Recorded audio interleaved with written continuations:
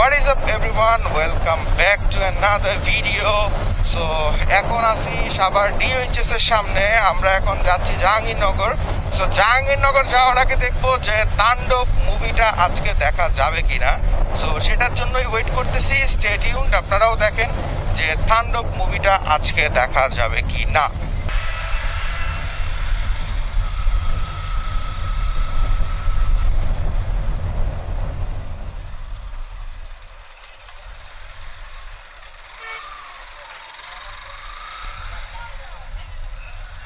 So আমরা চলে আসছি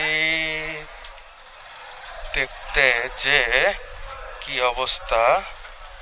তো হলের টিকিট কাউন্টারের সামনে যেয়ে দেখি যে আসলে টিকিটের কি অবস্থা, কয়টা থেকে কয়টা টিকিট আছে, যাই দেখি আসলে।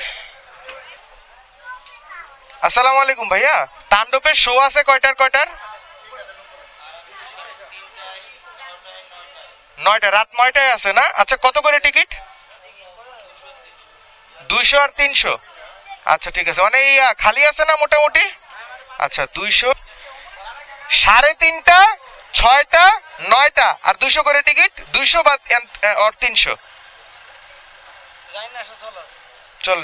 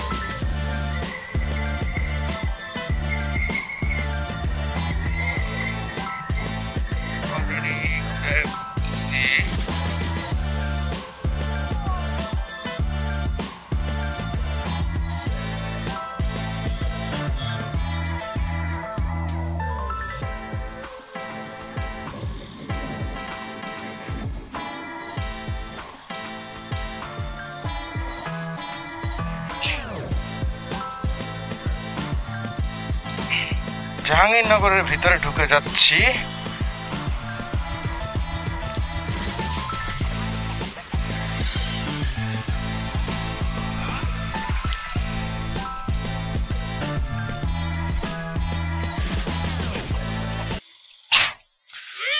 সবার ট্যুর গাইড হয়ে যেতেছি আবার। এখন জাহাঙ্গীরনগরের ভিতরে ঢুকে গেলাম। এদিক দিয়ে যাব।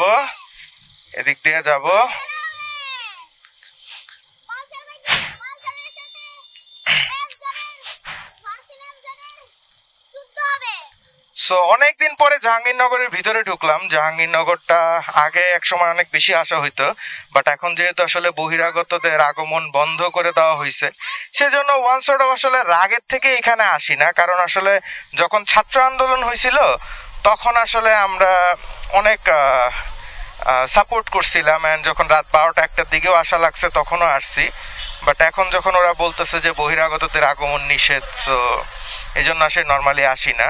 তো আজকে আমাদের সাথে একজন জাহাঙ্গীরনগরের বড় ভাই আছে, এই জন্য উনি পরে বললো যে চলো আসলে আমাদের ক্যাম্পাসে যেয়ে ঘুরে আসি। সো সেই সুবাদেই আসা আর কি, আদারওয়াইজ আর কি আমার আসলে আসার ইচ্ছাও ছিল না। সো অনেকদিন পরে জাহাঙ্গীরনগর দেখতেছি, প্রকৃতি খুব সুন্দর একটা আবেশ ধরে রাখছে এই রেইনি সিজনটায়। অ্যান্ড আমার আসলে জাহাঙ্গীরনগরের গ্রাফিটিগুলো খুব ভাল লাগে। সো এখানে জাহাঙ্গীরনগরের আসলে পোলাপান বসে আছে। তো এই হলো জাহাঙ্গীরনগরের মেইন রাস্তা। আপনারা যারা ঘুরবেন জাহাঙ্গীরনগরে তারা অলওয়েজ এই ওদিক দিয়ে এসে এই রাস্তাতে দিয়ে যাবেন, মানে যদি পুরা জাহাঙ্গীরনগরটা ঘুরতে চান। এইগুলো তো আসলে নর্মাল রাস্তা। এই যে আমরা সাজেকের পাহাড়ে উঠতেছি, সাজেকের পাহাড়ে উঠার খুব ইচ্ছা ছিল কয়দিন ধরে। এই তো জাহাঙ্গীরনগরটা আগে না অনেক সমাগম থাকতো, অনেক মানুষজন থাকতো, এখন আসলে অনেক নীরব হয়ে গেছে। তো জিনিসটা কি যে হ্যাঁ ঠিক আছে, মানে অনেক বেশি কোলাহল থাকতো, বাট এখন না আসলে জাহাঙ্গীরনগরটা আসলে মরা হয়ে গেছে। টায়ারে জেল নাই আপনার? টায়ারে জেল নাই? জেল নাই টায়ারে? না, একবারে লিক হয়ে গেছে। এই আপনারটা জেল ভরছিলাম আমি আগের বার। এটা কি নতুন চাকা নাকি?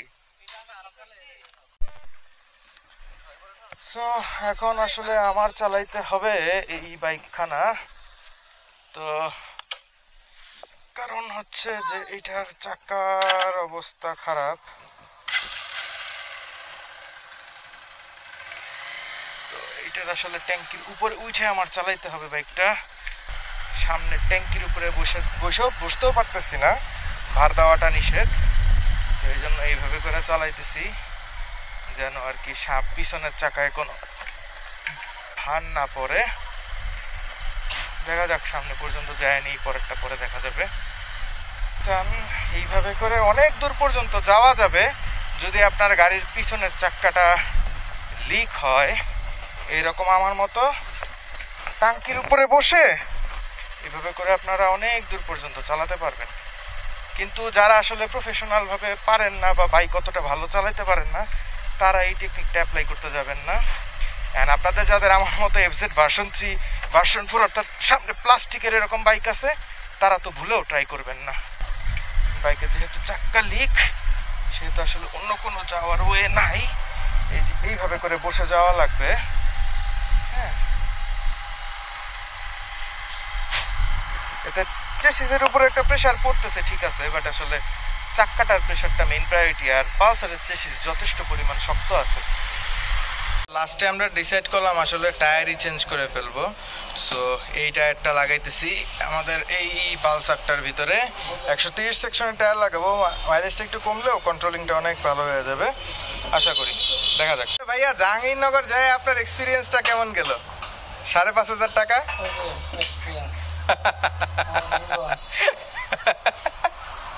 সবাই বলে আমি সারাদিন ঘুরি, বুঝছো? হ্যাঁ, এই ঘুরার কারণটাই হচ্ছে এটা, যার মনে কষ্ট তত বেশি সে ঘুরে তত বেশি। এই ঘুরতে গেলেই তো এই অবস্থা। এরকম বাস চাকা তো যায় নাই, আমি একটা বাস পাইছি বড় ধরনের। লাইক সাবস্ক্রাইব করে দিন।